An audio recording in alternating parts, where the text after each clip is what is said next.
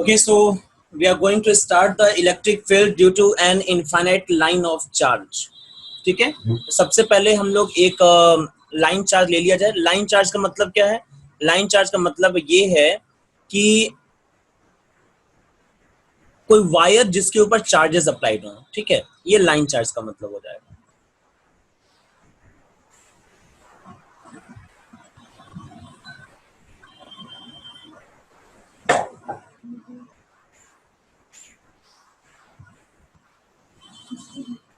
मान लेते हैं कि ये एक स्ट्रेट लाइन चार्ज है और इसके ऊपर फिलहाल मैं मान लिया कि पॉजिटिव चार्ज डिस्ट्रीब्यूटेड है. इनफाइनाइट लेंथ का है, यानी कि दोनों एंड्स जो है वो इनफाइनाइट तक एक्सटेंड करेंगे. ठीक है, मैं एरो बना देता हूं यहाँ पर.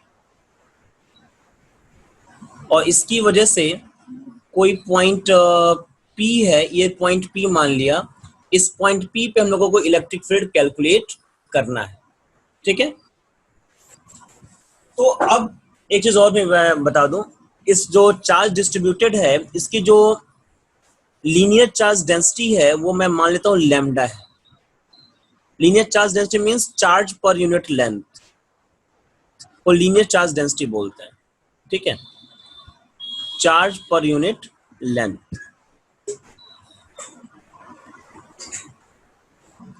चलिए देखिए, जब भी आपको निकालना होगा इलेक्ट्रिक फील्ड किसी पॉइंट पर, तो हम लोग क्या करेंगे कि उस पॉइंट से पास होता हुआ एक सिमेट्रिक गॉसियन सरफेस कंसिडर करेंगे. ध्यान दीजिएगा, सिमेट्रिक गॉसियन सरफेस. तो फिलहाल मुझे लगता है कि सिलिंड्रिकल सरफेस यहाँ पर लेना ज्यादा बेहतर होगा, तो मैं यहाँ सिलिंड्रिकल सरफेस ले रहा हूँ.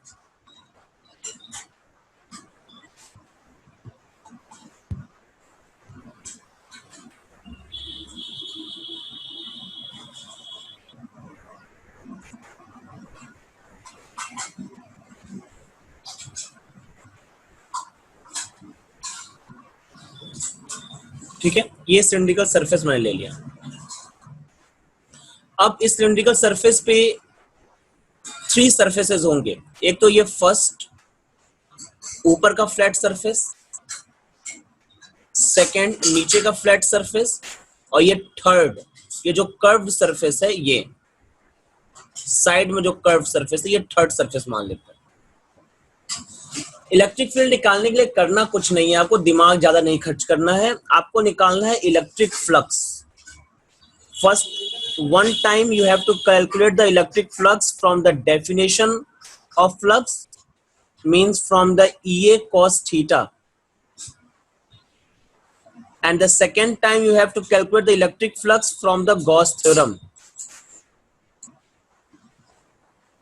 And when you will equate them, then you will get the relation between E and the Q and epsilon naught and rest all the terms. मतलब इलेक्ट्रिक फील्ड E की आपको रिलेशन मिल जाएगा. आप उस electric field को subject बना लोगे तो आपको पूरा इलेक्ट्रिक फील्ड का फॉर्मूला मिल जाएगा. करना यही है आपको कि आपको इलेक्ट्रिक फ्लक्स एक बार निकालना है डेफिनेशन के थ्रू, और फिर एक बार निकालना है गॉस थ्योरम से.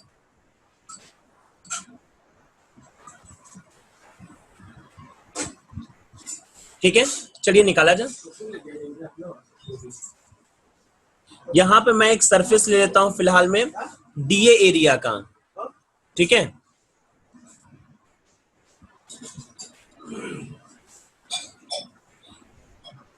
सरफेस 1 पे मैंने लिया डीए एरिया. तो इस सरफेस का एरिया वेक्टर होगा ऊपर की तरफ, और इस सरफेस पे जो इलेक्ट्रिक फील्ड होगी वो होगी फॉरवर्ड डायरेक्शन में, इस डायरेक्शन में. ठीक है, इन दोनों के बीच में एंगल कितना बना? एंगल बना 90 डिग्री का. ये इलेक्ट्रिक फील्ड का डायरेक्शन होगा और ये एरिया वेक्टर का डायरेक्शन होगा, और दोनों के बीच में बना आपका 90 डिग्री. और जब 90 डिग्री होगा तो cos थीटा, cos 90 की वैल्यू हो जाएगी 0, यानी कि flux through the first surface will be 0.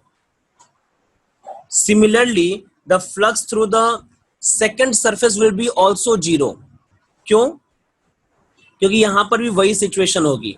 अगर आप एक स्मॉल एरिया कंसिडर करोगे तो इसका एरिया वेक्टर आएगा नीचे की तरफ, और जो इलेक्ट्रिक फील्ड वेक्टर होगा ऐसे फॉरवर्ड डायरेक्शन में होगा. Again the angle will be 90 degree, and if the angle is 90 degree then the flux through it will be 0. अब बात आ जाती है थर्ड सरफेस की. तो थर्ड सरफेस पर भी कंसिडर कर लेते हैं. देखिए पूरे सरफेस पे निकालना है तो हम लोग स्मॉल एरिया के सरफेस पे कंसिडर कर लेंगे, निकाल लेंगे और फिर उसको इंटीग्रेट कर देंगे तो टोटल फ्लक्स निकल जाएगा. एरिया वेक्टर इस डायरेक्शन में होगा, और अच्छी बात यह है कि आपका जो इलेक्ट्रिक फील्ड वेक्टर भी इसी डायरेक्शन में होगा. ठीक है, दोनों एक ही डायरेक्शन में होंगे. जब दोनों एक ही डायरेक्शन में होंगे तो आपका थीटा हो जाएगा 0, और अगर थीटा हो गया 0 तो फ्लक्स φ3 की वैल्यू हो जाएगी आपकी E इंटू DA. ठीक है,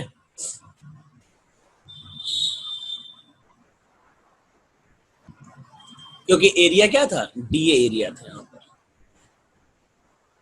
इसकी डिस्टेंस मैं मान लेता हूं कि यहां से जो डिस्टेंस है वो डिस्टेंस हम मान लेते हैं R डिस्टेंस है. मतलब लाइन वेक्टर से, लाइन चार्ट से पॉइंट P की जो डिस्टेंस है वो R है. ठीक, आगे बढ़ा जाए. सबसे पहले लिख देते हैं φ1 और φ2 के बारे में. Here flux through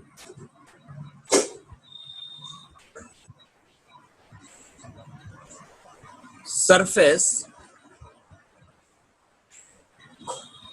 first and second will be 0.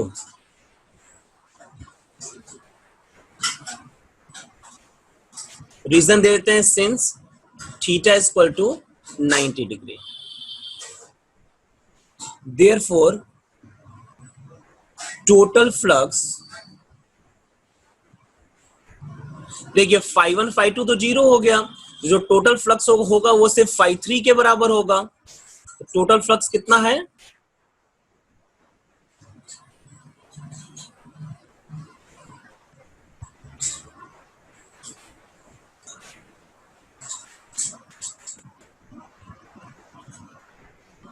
Total flux equal to flux through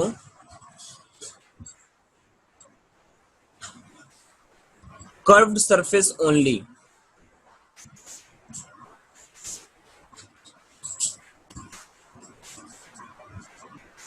ठीक है, सिर्फ कर्व सरफेस की वजह से ही फ्लक्स मिलेगा.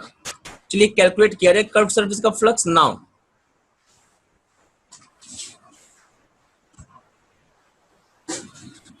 स्मॉल फ्लक्स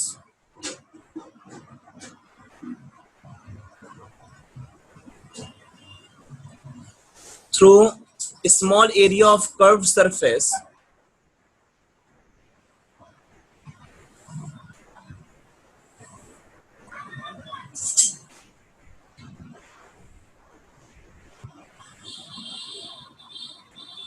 कितना हो जाएगा, d phi equal to E into DA.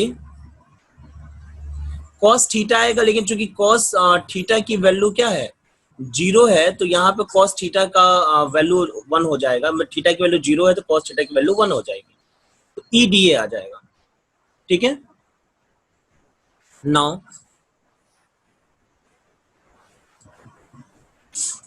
Total flux के लिए इसको इंटीग्रेट कर दें. टोटल फ्लक्स कितना हो जाएगा, phi equal to integration over EDA. देखो इलेक्ट्रिक फील्ड किस किस बात पर डिपेंड करता है. इलेक्ट्रिक फील्ड डिपेंड करता है 1/4 pi epsilon not Q upon R square. R पर डिपेंड करता है और Q पर डिपेंड करता है. तो हम लोगों ने जो सिलेंडर कंसिडर किया है इसके अंदर का तो चार्ज फिक्स होगा, वो तो चेंज नहीं होगा, और डिस्टेंस भी देखिए हर जगह पे चेंज नहीं होगी. ठीक है, तो यानी कि इलेक्ट्रिक फील्ड जो होगा वो कांस्टेंट होगा और इसलिए वो इंटीग्रेशन के बाहर हो जाएगा. ठीक है, अब अगर DA है अगर कर्व सरफेस पे हर जगह पे डीए ले लिया जाए और सबको इंटीग्रेट किया जाए तो जो हमारा देखिए इंटीग्रेशन का मतलब होता है कॉन्टिन्यूअस समेशन। इस चीज को समझना ध्यान से। इंटीग्रेशन का मतलब होता है कॉन्टिन्यूअस समेशन। अगर डी फाई करके सॉरी डी ए करके अगर सारे एरिया को कर्व सरफेस के एरिया को अगर ऐड किया जाए तो कर्व सरफेस एरिया ही आपको मिलेगा, टोटल कर्व सरफेस एरिया। तो वो होता कितना है 2 पाई आर एच होता है ना। लेकिन एच की जगह पे मैं मान लेता हूं कि इस सिलेंडर की जो लेंथ है वो एल है।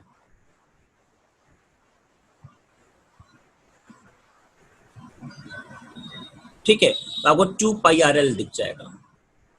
ठीक, इसको इक्वेशन नंबर 1 बना लेते हैं। मैंने बोला था एक बार डेफिनेशन से निकालेंगे, एक बार गॉस थ्योरम से। अब चलिए गॉस थ्योरम लगाए। नो फ्रॉम गॉस थ्योरम,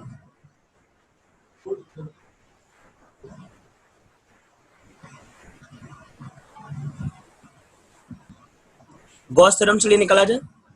तो गॉस साहब क्या बता के चले गए, phi equal to Q upon epsilon not.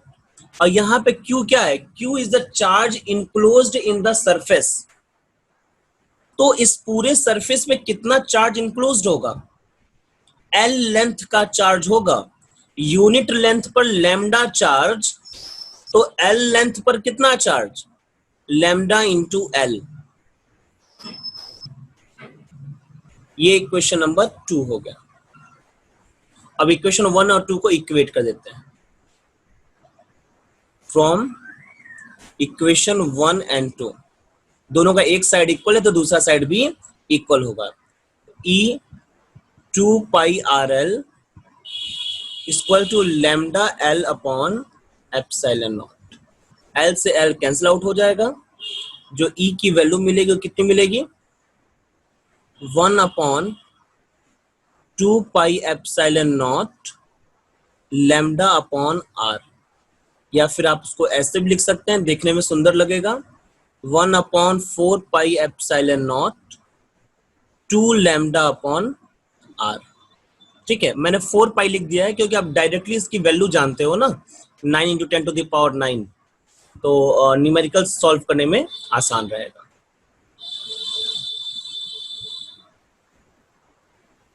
अगर आपको वेक्टर फॉर्म में लिखना है तो कैसे लिखोगे आप, तो E vector equal to 1/4 pi epsilon naught 2 lambda upon R, और यहाँ पे आर कैप आ जाएगा डायरेक्शन को बताने के लिए।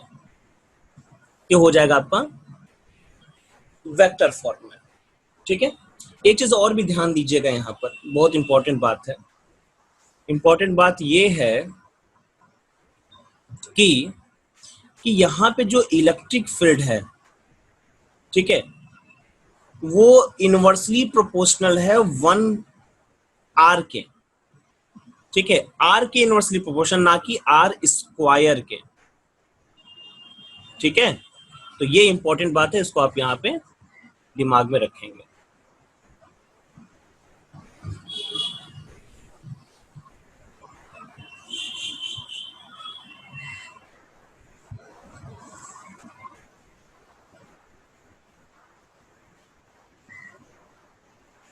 E is inversely proportional to R। अगर E inversely proportional to R है तो आप इस पे ग्राफ ड्रॉ कर सकते हो। ग्राफ कैसा होगा, चलिए देखा जाए।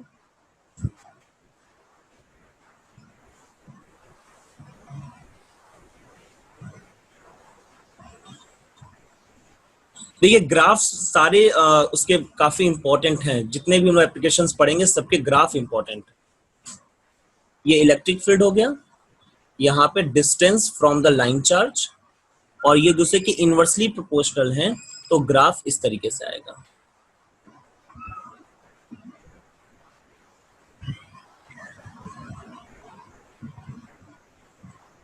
ठीक है, इस तरीके से ग्राफ होगा डाउन होता हुआ।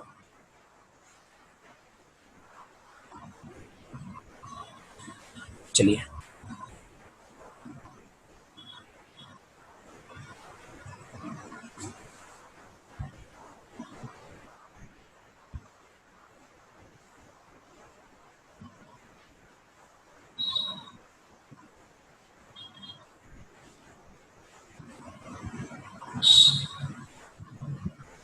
एक केस और भी मैं आपको बताता हूँ, स्पेशल केस है, ठीक है।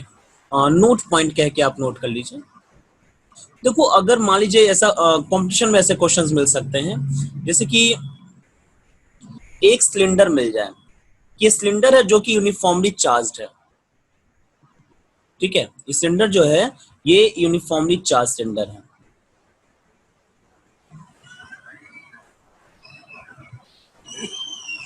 तो यूनिफॉर्मली जो चार्ज सिलेंडर है, इसको हम लोग ये मान सकते हैं कि जो इसका टोटल चार्ज है वो इसके एक्सिस के अबाउट डिस्ट्रीब्यूटेड है।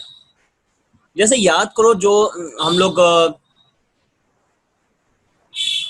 अभी आगे आएगा कि एक स्फीयर पे जो इलेक्ट्रिक फील्ड होगा स्फीयर के थ्रू, ठीक है, कंडक्टर होगा, ठीक है, कंडक्टिंग स्फीयर के थ्रू जो इलेक्ट्रिक फील्ड होगा वो पॉइंट चार्ज की तरह आएगा, उसका फॉर्मूला। तो उसी तरीके से इसका जो डेरिवेशन आएगा वो भी एक लाइन चार्ज की तरह आएगा, कि हमको ऐसा लगेगा जैसे कि टोटल चार्ज जो है वो इसके एक्सिस के अबाउट डिस्ट्रीब्यूटेड है और उसी वजह से इलेक्ट्रिक फील्ड कहीं पर जनरेट हो रही है, ठीक है, ऐसा। तो आप लिख सकते हो ए चार्ज सिलिंड्रिकल कंडक्टर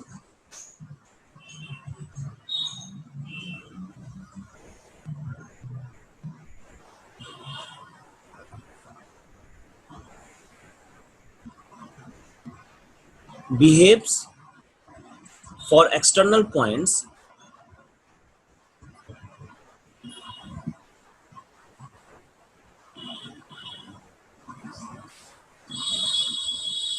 सिर्फ बाहर के पॉइंट्स की बात कर रहे हैं, external points as if whole charge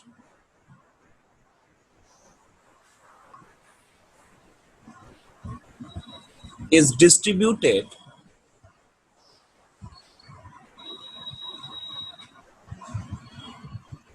along its axis,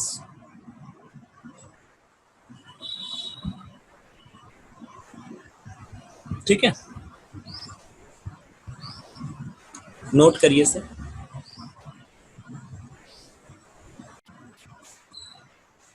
एक छोटा सा न्यूमेरिकल सॉल्व करते हैं जो भी हम लोग फॉर्मूला डिराइव किया उस पे, ठीक है। Intensity of electric field at A perpendicular distance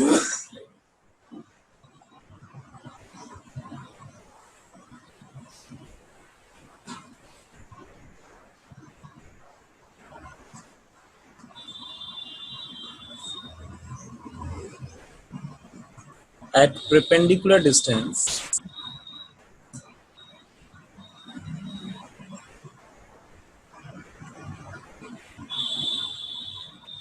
0.5 meter from line charge, from infinite line charge.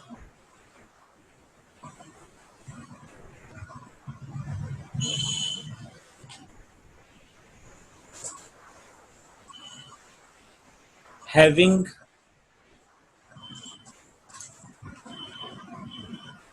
charge density lambda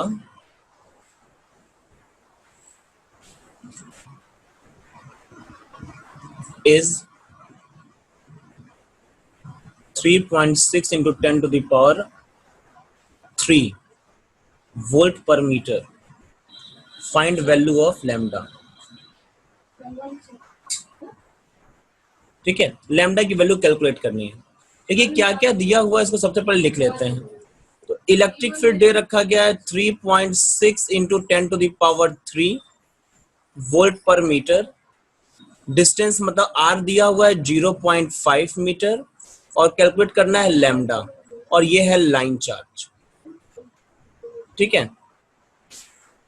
तो फॉर्मूला क्या होता है, फॉर्मूला हम लोगों ने पढ़ा है, E equal to 1/4 pi epsilon naught 2 lambda upon R. E की जगह वैल्यू पुट कर दे 3.6 इंटू 10 टू द पावर 3, ये हो जाएगा 9 इंटू 10 टू द पावर 9 और 2 लैम्डा, और आर की जगह पे हो जाएगा 0.5, ठीक है। तो लैम्डा इसको टोटली कितना आ जाएगा आपका 3.6 into 0.5 into 10 to the power 3 upon 2 into 9 into 10 to the power 9। चलिए सॉल्व करते हैं। ये कितने बार 0.4 टाइम्स में कैंसिल हो जाएगा, 4 9 36, ठीक है। और ये फिर से कैंसिल आउट हो जाएगा 0.2 टाइम्स में। 0.2 इंटू 0.5 कितना हो जाएगा, 0.1। और ये 9 ऊपर जाएगा तो हो जाएगा -6, 3 में से कट करके -6 हो जाएगा।